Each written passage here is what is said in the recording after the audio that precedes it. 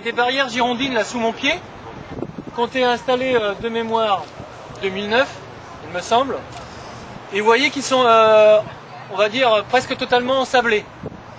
Ce qu'il faut avoir en mémoire, parce qu'on perd vite la mémoire, en 2006, on avait installé déjà un premier linéaire, qui doit être,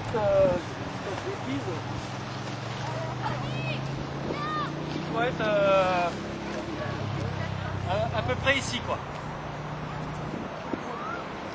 En 3 ans, il y a le sable qui s'est accumulé assez facilement grâce aux barrières girondines. Les barrières, elles ont un intérêt. Sur les plages, vous avez de l'érosion éolienne.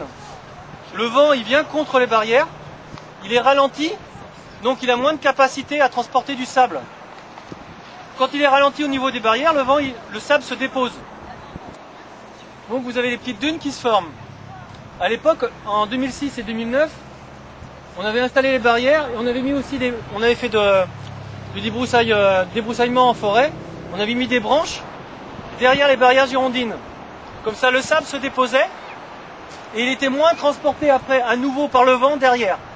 Et la dune a pu se constituer plus rapidement. Donc les barrières girondines, et puis aussi, il faut le dire, plus de nettoyage, plus de piétinement.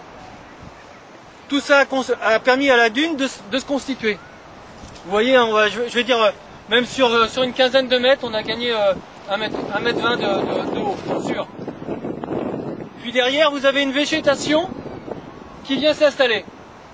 Moi, je vous avouerai, quand j'ai installé les barrières, j'ai demandé à l'ONF et à Christian Lander de la Société botanique du Centre-Ouest, je lui avais dit, est-ce qu'on pourrait pas planter des zoyas?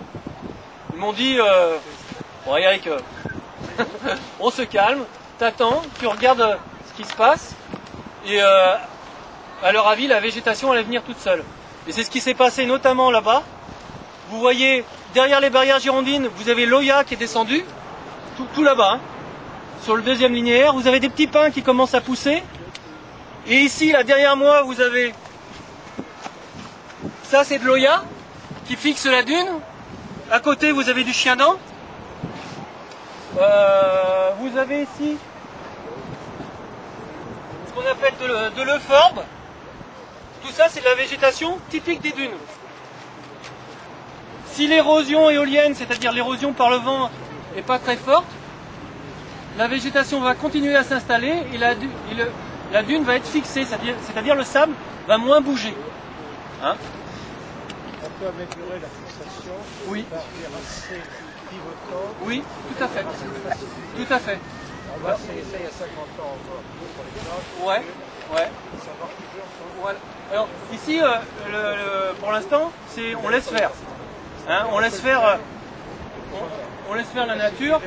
Et ici, on a des plantes qui sont caractéristiques du milieu dunaire qui apparaissent. Ce qui est intéressant ici, alors, il faut avoir l'œil, c'est que jusqu'à cet hiver, on passait la machine ici en pied de dune. La machine, donc la cribleuse, pour nettoyer la plage. Depuis, sur cette partie-là, je ne sais plus, décembre ou début janvier, on ne la passe plus. Et bizarrement, vous voyez des petites choses qui sont les plantes pionnières des dunes. Donc les premières à s'installer et autour desquelles le sable va s'accumuler. Bizarrement, on est en fin d'hiver, mais j'ai du chien-dent ici. Vous voyez? Et on en voit un peu là qui se développe là, juste derrière là. J'ose espérer, si on recule toujours le nettoyage, qu'au fil des saisons, je vais avoir un peu d'euphorbe, peut-être de la roquette. Sur la plage de Suzac, à Méché, vous avez une jolie plante qu'on appelle la roquette. Donc d'autres plantes qui vont s'installer. Voilà. Tout ça pour dire qu'ici, vous êtes sur un milieu qui bouge beaucoup. Hein, et vous voyez l'action du vent, elle est quand même assez importante. Et encore une fois, il est fondamental de ne pas trop démobiliser le sable avec le nettoyage mécanique, pour ne pas accentuer l'érosion éolienne. Je disais tout à l'heure à mes collègues, au bureau j'ai des vieux Saint-Georgais qui m'ont passé qui m'ont passé des photos de fin des années 70 et Je suis pas Saint-Georges, alors certains me diront, je crois fin des années 80. Fin des années 70, il me semble que c'est en 79, il y a eu une grosse tempête et la mer avait sapé la dune au niveau des pins là-bas. Je dis bien au niveau des pins. Hein, c'est-à-dire vous aviez ce qu'on appelle une falaise d'érosion, vous avez une pente brutale. Et ici, il y avait plus de dunes.